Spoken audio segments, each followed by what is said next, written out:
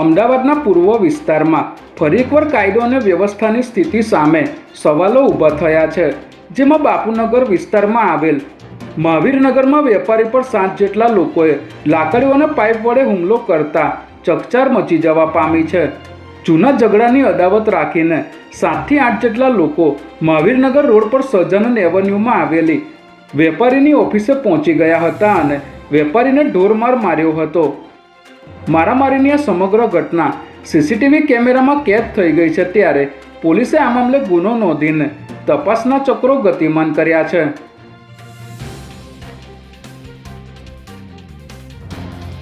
વટવા વિસ્તારમાં આવેલ કુતુબનગરમાં ક્રાઇમ બ્રાન્ચના કાફલાએ ધામા નાખી હત્યાનો ભેદ ઉકેલવા માટે કવાયત શરૂ કરી છે.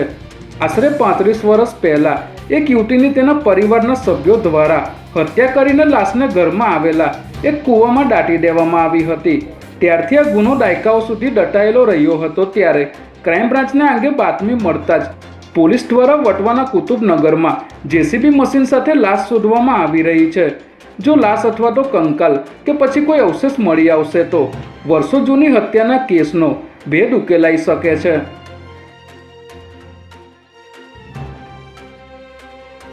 ગુજરાતના મુખ્ય પર્યટન સ્થળો પર આવતા પ્રવાસીઓની સુરક્ષા, સુવિધા અને સુખદ અનુભવમાં વધારો કરવાના ઉદ્દેશ સાથે રાજ્યના પોલીસ વડા ડૉક્ટર KLN રાવની અધ્યક્ષતામાં એક ઉચ્ચસ્તરીય બેઠક યોજાઈ હતી.